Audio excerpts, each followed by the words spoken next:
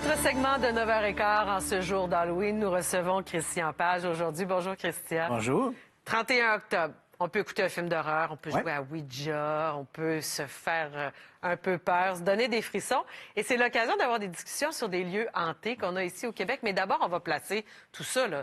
L'Halloween. Pendant 24 heures, on va croire que les fantômes existent. Oui, c'est ça. On va se faire plaisir, on va croire que les fantômes existent. Beaucoup de gens se posent la question d'où vient la fête de l'Halloween. Hein? En fait, c'est la combinaison de plusieurs fêtes païennes. Mais la plus importante, c'était la fête de Samhain qui se tenait dans le nord de l'Europe, au Moyen Âge. Hein? Bon, on parle des pays celtiques, on parle de l'Angleterre, le nord de la France, l'Irlande, tout ça. Et à ce moment-là, donc, eux, selon un calendrier lunaire, la fête de Samhain tombait généralement le 31 octobre ou le 1er novembre. Et durant les grandes campagnes d'évangélisation au 8e siècle, on n'aimait pas beaucoup de voir que les gens s'adonnaient à des fêtes païennes.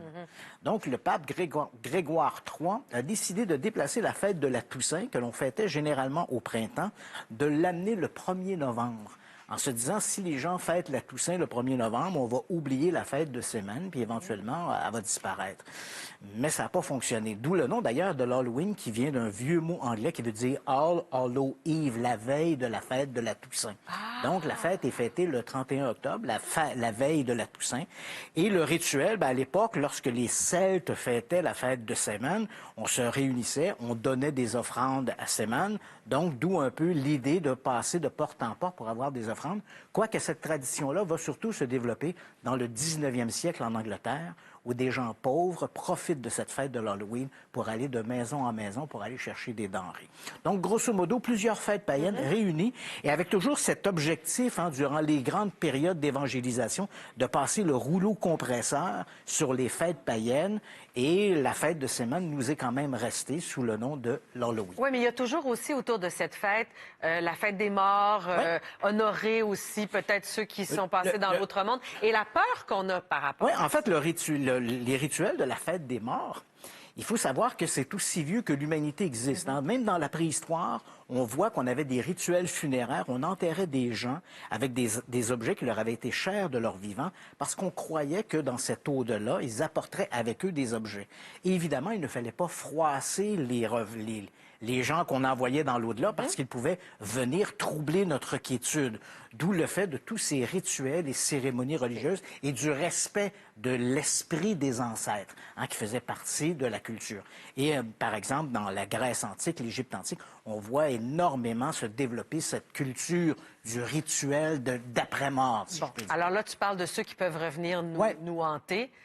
Le peuvent-ils? Le peuvent-ils? Mais le peuvent-ils? Il y a des endroits au Québec qu'on dit habiter, hanter. Lesquels sont les plus célèbres? C'est vrai, j'aurais pu te choisir parce que ça fait 45 ans que je m'intéresse à ces sujets-là. J'ai visité de nombreuses maisons privées où les gens rapportaient des phénomènes paranormaux. Mais pour les besoins, pour les circonstances, si les gens veulent se donner ce week-end un peu le frisson de la peur, il y a quand même des lieux publics qui ont la réputation d'être hantés. Alors, partons de la ville de Québec vers Montréal. À Québec, sur la chaussée des Écossais, il y a le Centre culturel Morin, magnifique bâtiment, un peu style Tudor à l'extérieur. L'intérieur est absolument à voir avec des bibliothèques de style victorienne. Et il faut savoir que le Centre Morin a été construit au tournant du 19e siècle, donc au début du 19e siècle, et de 1813 à 1868, il était une prison commune. Ce qui était particulier de la prison du Centre Morin, on l'appelait aussi la vieille prison de Québec, c'est que les voleurs à la tire côtoyaient les assassins. Et parmi ces assassins, il y en a qui avaient eu des condamnations à mort. Et les condamnations à mort se tenaient au 2e étage, sur le balcon extérieur. Ouais, c'était des morts par pendaison. Oui, voilà, on dressait les échafauds, on pendait les gens, et c'était des pendaisons publiques. Donc, les gens assistaient à ces mises à mort. Éventuellement, le centre a connu plusieurs vocations. Les bibliothèques sont magnifiques. Tu me disais toi-même avoir fait un tournage là-bas. Ce sont des bibliothèques un peu de style victorien qui nous rappellent Harry Potter. Tout à fait. Mais il faut savoir que depuis des générations, les employés du Centre Morin rapportent des événements mystérieux, des craquements, des bruits de pas dans les escaliers, le système électrique qui fait défaut. Et étrangement, les anciennes cellules de l'ancienne prison de Québec peuvent toujours être vues parce qu'elles sont au sous-sol.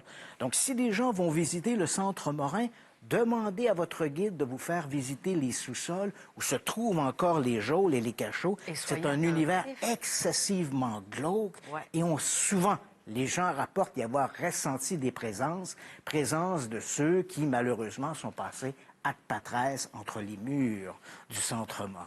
De cette prison municipale.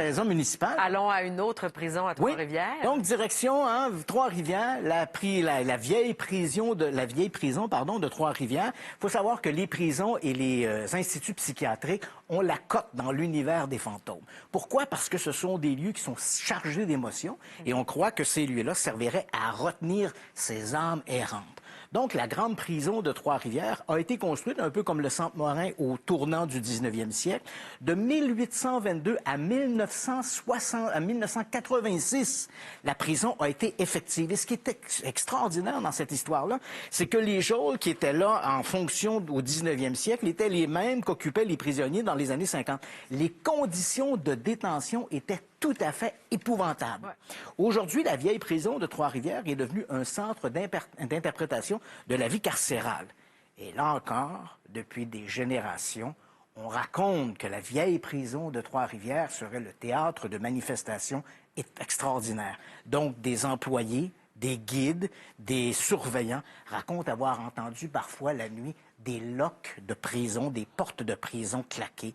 Ils ont vu les systèmes électriques faire défaut. Ils ont senti des présences. Même certains m'ont raconté avoir eu des touchés. Parce qu'il faut savoir que dans la vieille prison de Trois-Rivières, des gens avaient été condamnés à de longues peines et sont décédés dans ces lieux. Ces lieux, encore une fois, un peu comme la vieille prison de Québec, des lieux chargés d'émotions. Puis qu'est-ce qui se passe dans une maison de Vaudreuil, pas trop loin de Montréal? Non, on est juste à la sortie de Montréal, direction Ottawa, Vaudreuil-Dorion, la maison Treschler. C'est une parfaite histoire. Belle, cette maison-là? Oui, c'est une parfaite histoire de fantômes. Donc, il faut savoir qu'au tournant, fin des années 1700, début des années 1800, Jean-Joseph Treschler, un commerçant, décide d'acheter ce terrain. Il y a déjà des petits bâtiments. Il y fait construire un magasin général. Il va ensuite s'adonner au trafic de fourrure et il va faire fortune dans cet univers-là. Mais tout n'est pas parfait dans la famille Treschler. Deux des filles Treschler, et notamment sa préférée, Catherine, décident de marier un roturier contre l'avis de son père, qui lui avait déjà désigné un jeune homme bien nanti. Alors, évidemment, au décès du père Treschler, en 1813, il décide de déshériter sa fille. Toute la fortune de Treschler va à sa deuxième femme, sa deuxième épouse en deuxième noces. Il s'agit de Marianne Curtius. C'est elle qui va hériter de la fortune de Treschler. À ce moment-là, Catherine et sa sœur, qui ont marié toutes deux des roturiers, vivent de façon misérable, pauvrement. Et puis, à la mort de la veuve Treschler en 1851, c'est une parfaite histoire de fantôme, ça. En 1851, à la mort de la veuve Treschler, Catherine, elle lègue tous ses biens à son fils. Catherine Treschler, déshéritée depuis 30 ans, se dit « c'est la goutte qui fait déborder le vase ». Ça suffit, je veux mon argent. Voilà, elle fait un procès à la veuve Treschler, un procès qu'elle gagne. Et elle va hériter de l'immense domaine Treschler, un domaine seigneurial, qui va devenir sa dernière maison. Elle va y décéder en 1968, mais ne la quittera jamais.